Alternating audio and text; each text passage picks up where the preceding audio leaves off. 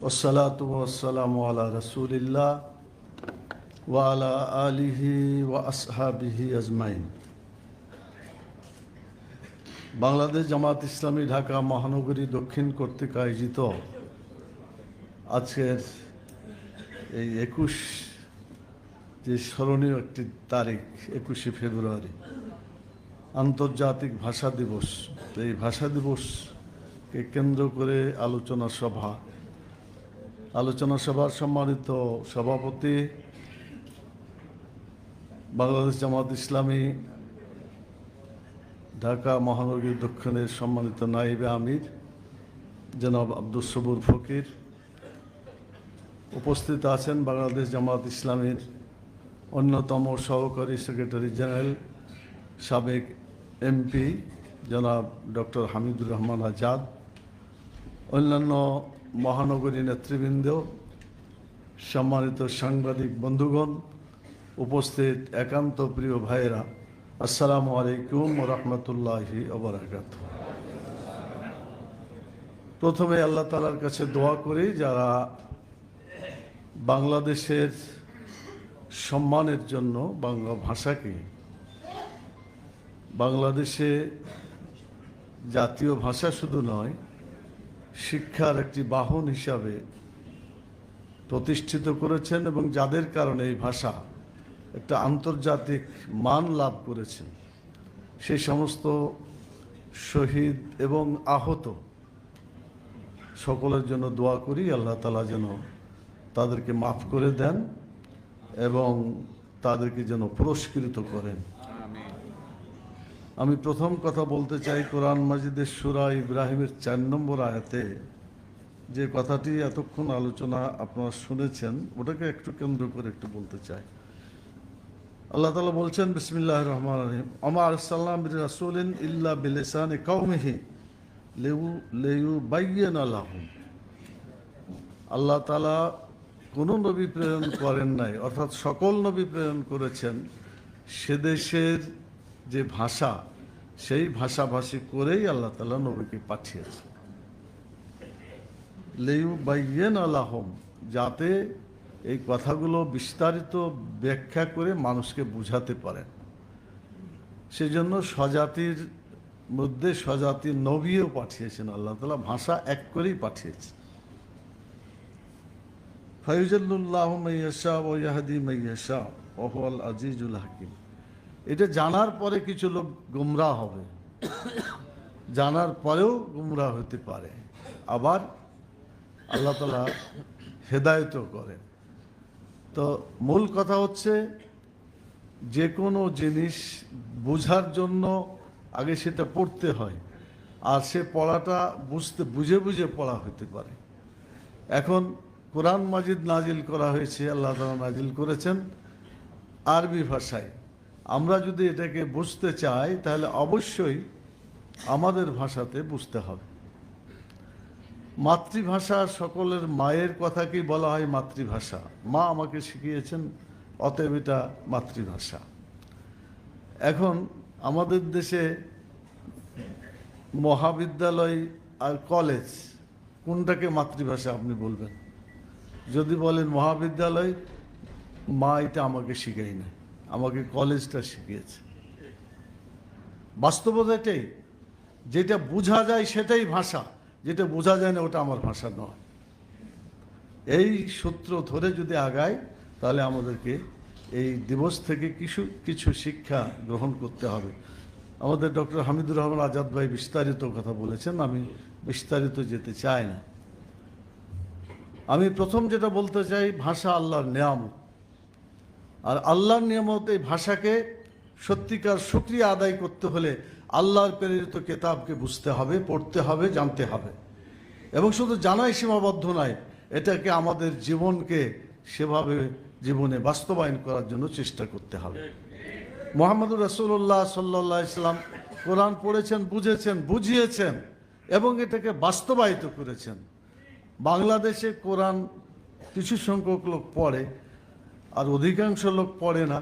আর অধিকাংশ লোকই যারা পড়ে তাদের মধ্যে অধিকাংশ লোক বুঝে না, আর কিছু সংখ্যক লোক বুঝলেও এটাকে জীবনে বাস্তবায়ন করার কোনো প্রয়োজন মনে করেন না। আজকে এই জাহেলিয়াতকে ভাঙতে হবে। বাংলাদেশের সত্যিকার আল্লাহর নিয়ামত এই বাংলা ভাষা, এটাকে যদি সম্মানিত করতে হয়, যে আল্লাহ তাআলা ভাষা আমাদেরকে দান করেছেন, সে আল্লাহ আমাদেরকে পরিচালনার জন্য আল কোরআন নাজিল করেছেন। অতএব এই কোরআনকে বাংলা ভাষায় বুঝতে হবে এবং এটাকে বাস্তবায়ন করার জন্য সকলকে এগিয়ে আসতে হবে। এটা শুধু কিছু লোক পড়লেই হবে না, গোটা জাতি, গোটা দেশ এবং এদেশের সরকারকে বুঝতে হবে। কারণ সরকার এমন একটা বাহন, এই সরকার ছাড়া দেশের কোনো পরিবর্তন হয় না। সেই জন্য সরকারকে সেরকমই হতে হবে যেরকমভাবে আল্লাহ তাআলা এই বাংলা ভাষাকে নিয়ামত দিয়ে, নিয়ামতের একটা বিষয় বানিয়ে আল্লাহ তাআলা পাঠিয়েছেন, একইভাবে আল কোরআনকে সারা দুনিয়ার মানুষের জন্য নিয়ামত করে পাঠিয়েছেন। আমাদেরকে সেই কোরআনের ব্যাপারে শক্তভাবে অবস্থান গ্রহণ করতে হবে। আমি ধন্যবাদ জানাই যারা এই নিজেদের মাতৃভাষায় কোরআনকে অনুবাদ করেছেন, তফসির লিখেছেন, অনেকেই লিখেছেন বাংলা ভাষায়। আর আজকে তাফহিমুল কোরআন যে ভাষাটি, কোরআন মাজিদ রাষ্ট্রীয়ভাবে বাস্তবায়ন করার যে চেতনা, সেটা ডাইরেক্ট পাওয়া যায় মাওলানা সৈয়দ আবুল আলা মওদুদী রাহিমাহুল্লাহ তাফহিমুল কোরআন থেকে। এই বাংলা ভাষায় যদি এটা অনুবাদ করা না হতো, আমরা বোধহয় এটা ভালো বুঝতে পারতাম না, আমরা এত দূর আগাতে পারতাম না। সেজন্য আল্লাহ তাআলার শুকরিয়া আদায় করছি এবং নিজেদের ভাষায় কোরআনকে পড়ার যে সুযোগ লাভ করতে পেরেছি, সেই জন্য আল্লাহ তাআলাকে আবার শুকরিয়া আদায় করছি। সেই সাথে দোয়া করছি যারা বাংলা ভাষা ইসলামকে পেশ করার জন্য চেষ্টা করেছেন এবং আমাদেরকে বিভিন্ন ভাষা থেকে অনুবাদ করে ইসলামী সাহিত্য সহ, অর্থাৎ ইসলামকে বোঝার জন্য যতগুলো লেখনী লেখা হয়েছে, যে লেখাগুলো আমরা বুঝতে পারি, তাদের সকলকেই আমরা ধন্যবাদ জানাই এবং তাদের জন্য দোয়া করি। আল্লাহ তাআলা তাদেরকে যেন জান্নাতের মেহমান হিসেবে কবুল করেন, আল্লাহুম্মা আমিন। সম্মানিত ভাইয়েরা, আরেকটি কথা বলতে চাই। যেহেতু একুশের চেতনা তো সবার মধ্যেই আছে, তো জনগণের চেতনা হচ্ছে যে বাংলা ভাষাকে সত্যিকারভাবে প্রতিষ্ঠিত করতে হবে। এখনো আমার মনে হয় কোর্টের ভাষা সম্পূর্ণ বাংলা করে নেই, সম্পূর্ণ কোনো বেশি সংখ্যকই ইংরেজিতে করা হয় আমার যতটুকু জানা আছে। কি আপনারা কি এটা উপলব্ধি করেন? তো এটা বলা হয়েছে করার জন্য, কিন্তু আজ পর্যন্ত এটা বাস্তবায়িত হয় না।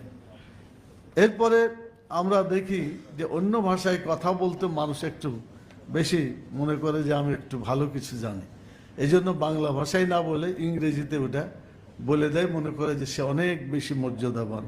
আমরা বলবো এই মর্যাদা যারা জাহির করতে চান, এটা সত্যিকার কোনো মর্যাদা নয়। বাংলা ভাষায় কথা বলে মানুষকে বোঝাতে পারলেই সেটাই সবচেয়ে সম্মানিত ভাষা বলে আমরা মনে করি।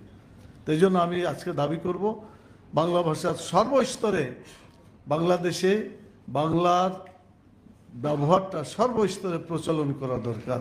এটা দেরি করা মোটেও উচিত হচ্ছে না। এটা কেন হচ্ছে না, এর জন্য দরকার হলে অনুসন্ধান কমিটি করেন। অনেক দিন থেকে আগে বলা সর্বস্তরে বাংলা চাই, সেই স্লোগান তখন থেকেই 52 থেকেই তো আমরা এটা বলে আসছি, কিন্তু হচ্ছে না কেন? এই জন্য কথা আর কাজ যদি একমত না হয়, সে জাতি কখনো উন্নতি করতে পারে না। বাংলাদেশ তার অন্যতম একটি উদাহরণ। সেজন্য আমি সরকার সহ সকল সংস্থা যারা ভাষা নিয়ে চর্চা করে, তাদের ব্যাপারে আমি এই কথাটি রাখলাম যে আমাদের কথা এবং কাজকে এক করতে হবে। আল্লাহ তাআলা এই ব্যাপারে খুব সাবধান করে বলেছেন যে লেমা তাকুলুনা মা লা তাফআলুন, কেন তোমরা ওই কথা বলো যা তোমরা করো না। কাবুরা মাকতান ইনদাল্লাহ আন তাকুলু মা লা তাফআলুন, it is heinous offence to almighty Allah that you will say but you do not do. এটা হতে পারে না কখন। তো সেজন্য আমি এটা বলতে চাই, আরেকটি কথা বলতে চাই, জনগণের রায় এই দুটা মানে নেওয়াটাই হচ্ছে সত্যিকার শান্তির উপায়। জনগণের কথা যদি মানুষ না মানে, বিশেষ করে কর্তৃপক্ষ না মানে, তাহলে সেখানে অশান্তি সৃষ্টি হয়। বাংলাদেশে যে কয়েকদিন আগে ভোট হলো, একটা হলো জাতীয় সংসদের, আর একটা ভোট হলো কিসের? গণভোটের। এখন একটাতে শপথ গ্রহণ যদি সরকার করে আর একটাই না করে, তাহলে এই সরকারকে জনগণ কি বলবে? কি জনগণের সরকার বলবে? জনগণের পক্ষের সরকার বলবে? কি বলবে? আমার মনে হয় জনগণ বলবে গণবিরোধী সরকার। আমি প্রধানমন্ত্রীকে বলতে চাই যে দেশটাকে শুরুতেই গোলমালের মধ্যে না ফেলে আসুন আমরা জনগণের রায় মেনে নিয়ে একে অপরের সাথে আলোচনা সাপেক্ষে দেশটাকে শান্তির একটা দেশে পরিণত করার জন্য এগিয়ে যায়।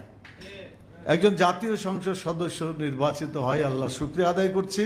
আর জনগণ যে আমাকে এ দায়িত্ব দিয়েছে তার অন্যতম দায়িত্ব দেশটাকে ফাসাদ মুক্ত, অন্যায় জুলুম মুক্ত একটা সুন্দর দেশ, শান্তির দেশে পরিণত করার জন্যই জনগণ আমাদেরকে ভোট দিয়েছে।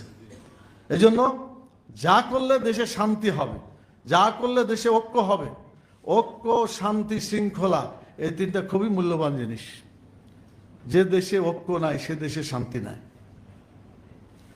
সেই জন্য শৃঙ্খলা যদি ফিরিয়ে আনতে হয় আর মানুষের অধিকার যদি প্রতিষ্ঠিত করতে হয়, ইনসাফ যেটা আমাদের দাবি ছিল, উই ওয়ান্ট জাস্টিস, এটা যদি ফিরিয়ে আনতে হয় অবশ্যই সরকারি দল এবং বিরোধী দলকে একসাথে মিলেমিশে কাজ করতে হবে। আজকে এটা সময়ের দাবি। আমি সকল পক্ষ যারা আছেন, যেখানেই আছেন, সকলকে অনুরোধ করব, আসুন দেশটাকে ঐক্যবদ্ধ করি, জাতিকে ঐক্যবদ্ধ রাখি এবং আমরা আলাপ আলোচনার মাধ্যমে দেশটাকে এগিয়ে নিয়ে যাই। অতীতে যে ধ্বংসযজ্ঞ চলেছে, বিশেষ করে ফ্যাসিস্ট সরকারের আমলে এবং তারও আগে হয়েছে, আর যেন এই ধরনের জুলুম, অত্যাচার, নির্যাতন, রক্ত প্রবাহিত করার মতো দৃশ্য যাতে দেশকে আর দেখতে না হয়, সেজন্য এখনই সিদ্ধান্ত নেওয়ার একটা সময় এসেছে। সংগ্রামী বন্ধুগণ, আমাদের হামিদুর রহমান আজাদ ভাই কয়েকটা কথা বলেছেন, সেটা একটু রিপিট করা লাগে এবং ভালো কথাই বলেছেন। আমরা যদি জনগণের অধিকার প্রতিষ্ঠা করতে চাই তাহলে অতীত ইতিহাস যা আমাদের শিক্ষা দেয় সঠিকভাবে এই শিক্ষা আমাদের মাঝে আনতে হবে। দরকার হলে ইতিহাস পরিবর্তন করতে হবে। ভুল ইতিহাস দিয়ে জাতিকে বিভ্রান্ত করা যাবে না। এতদিন বিভ্রান্ত করা হয়েছে। সামনে যে ইতিহাস রচিত হবে সঠিক ইতিহাস, সত্য ইতিহাসকে লিখে রাখতে হবে। অন্য কোনো যেগুলা মানুষ স্বার্থের অনুযায়ী লিখেছে এগুলাকে বাতিল করতে হবে। নিঃস্বার্থ জনকল্যাণমূলক ইতিহাস আমাদেরকে রচনা করতে হবে। সংগ্রামী ভাইয়েরা, আমি কথা শেষ করতে চাই, আজান হয়ে গেছে। তো আর আমরা দ্বিতীয় যে কথাটা বলতে চাচ্ছি সেটা হলো যে এখনো যদি সময় ঠিকমতো আমরা ব্যবহার করতে না পারি, সময় চলে যায়, পরিবেশ যদি খারাপ হয়, তখন এই দেশটাকে ধরে রাখার এবং এটাকে ঠিকমতো তার মঞ্জিলে পৌঁছার জন্য আমার মনে হয় সে পরিবেশ পাওয়া যাবে না।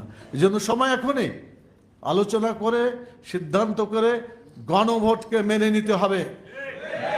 গণভোট যদি না মানা হয় জনগণ তখন এই সরকারকে মানতে চাইবে না, একটা ভিন্ন ধরনের পরিবেশ হয়ে যাবে।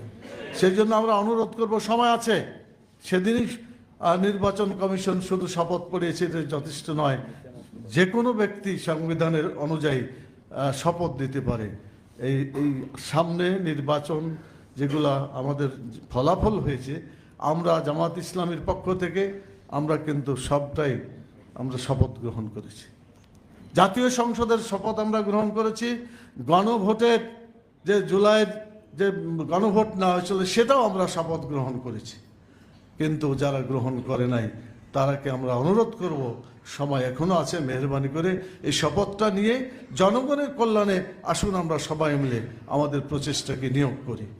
যদি এটা না হয় আগামী দিনে আবার দেখা যাবে যে দেশটা অন্যরকম আবির্ভূত হয়েছে। আমাদের আমির জামাত বলেছেন, যদি সঠিক পথে সরকার না চলে, যদি সত্যিকারভাবে জনগণের ইচ্ছা মতো তাদের ইনসাফ এবং অধিকার বাস্তবায়িত না হয়, তাহলে আমাদেরকে 3 ধরনের প্রচেষ্টায় অব্যাহত রাখতে হবে। নম্বর 1, জাতীয় সংসদে বাংলাদেশ জামাত ইসলামীর তথা 11 দলীয় যে সংসদীয় দল তৈরি হয়েছে, এই 11 দলীয় পক্ষ থেকে সংসদে জোরালো বক্তব্য রাখা হবে, অধিকারকে তুলে ধরা হবে ইনশাআল্লাহ। 2 নম্বর যেটা দরকার সেটা হলো জনগণ তার অধিকার বঞ্চিত হলে আবার মাঠে সক্রিয় হবে দেশের জনগণ। যেভাবে অতীতে আমরা দেখেছি সেই রকম দৃশ্য যাতে আর না হয়, এটার অল্পতেই যাতে সমাধান হয়ে যায়, সেজন্য আমরা দৃষ্টি আকর্ষণ করছি। আর 3 নম্বর আমাদের সামনে যে পথটা আছে সেটা হলো আদালতের মাধ্যমে যে সমস্ত অন্যায় করা হয়েছে, যা অন্যায় হচ্ছে, আমি মনে করি গণভোটটা না মানাটা এটাও আদালতে যে সমাধান হতে পারে। এই কারণে দেশের আদালত জনগণের কল্যাণের জন্যই আছে, তারা অন্য কোনো কল্যাণের জন্য এখানে নিয়োজিত নয়। সেই জন্য একদিকে আদালতে, অন্যদিকে রাস্তায়, আর অন্যদিকে জাতীয় সংঘের মাধ্যমে আমরা জনগণের দাবিকে বাস্তবায়ন করার জন্য এগিয়ে যাব ইনশাআল্লাহ। সবশেষে বলতে চাই, আসুন, বাংলাদেশ জামাত ইসলামের মূল লক্ষ্য হচ্ছে আল্লাহর কোরআন এবং সুন্নাহকে নিজের জীবনে, সমাজে, সকল জায়গায় বাস্তবায়িত করার চেষ্টা করা। আমরা আল্লাহ তাআলার এই দ্বীনের বিজয়ের জন্য আমরা যে চেষ্টা চালিয়েছি, এখন বহুমুখী চেষ্টা চালাতে হবে। আমরা দল, মত, জাতি, ধর্ম, বর্ণ নির্বিশেষে বাংলাদেশের 18 কোটি মানুষকে ঐক্যবদ্ধ করে, মানুষের আইনের দিয়ে অতীতে কখনো কল্যাণ হয় নাই, এখনো কল্যাণ হচ্ছে না, আমাদের সামনে যে সিগন্যাল দেখা যাচ্ছে তাতে কল্যাণের ধারণাটা খুব স্পষ্ট মনে হচ্ছে না। যদি হয় আলহামদুলিল্লাহ, আর যদি না হয় তাহলে আমাদেরকে রাসূল সাল্লাল্লাহু আলাইহি ওয়াসাল্লাম যেভাবে তিনি দিনকে বিজয়ী করেছিলেন, ব্যক্তিগত পর্যায়ে দাওয়াত দিয়েছিলেন, সাংগঠনিক পর্যায়ে এটাকে প্রশিক্ষণ দিয়ে সাহাবাদের তৈরি করেছিলেন, আর জিহাদের মাধ্যমে আল্লাহর দ্বীনকে বিজয়ী করেছিলেন। বাংলাদেশে ইসলাম কায়েম জিহাদের মাধ্যমেই হবে বলে আমার কাছে মনে হচ্ছে। সেজন্য আমাদেরকে তৈরি থাকতে হবে। বাংলাদেশে মানব রচিত মতবাদ নয়, আগামী দিনে কোরআন সুন্নাহর আইনকে বাস্তবায়িত করার জন্য আমরা অতীতে ছিলাম, এখনো আছি, ভবিষ্যতে থাকবো ইনশাআল্লাহ। আমি আশা করি আপনাদের মধ্যে সেই সাহসিকতা, সেই ঈমান, সেই ধৈর্য এবং সেই মানসিকতা অতীতের মতোই আছে এবং আগামীতে আরো মজবুত হবে ইনশাআল্লাহ। আপনাদেরকে সেই দৃষ্টি আকর্ষণ করে এবং বাংলাদেশে আল্লাহ তাআলা যেন দয়া করে রমজান মাসের এই পবিত্র রহমত দিয়ে, যেখানে আল্লাহ তাআলা রহমতের বাড়িধারা সবসময় নাজিল করছেন, আমরা দোয়া করি আমরা যেন কঠিন পথে যেতে না হয়, আমরা যেন নির্বাচনের মাধ্যমে দেশটাকে সুন্দর সুস্থ দেখতে চেয়েছিলাম, সেইভাবেই যাতে আল্লাহ দেশটাকে পরিচালনা করেন, এই আশাবাদ ব্যক্ত করে আপনাদেরকে অসংখ্য ধন্যবাদ জানিয়ে আমি আমার কথা এখানেই শেষ করছি। ওমা তৌফিক ইল্লা বিল্লাহ। আসসালামু আলাইকুম রাহমাতুল্লাহি ওয়া বারাকাতুহু।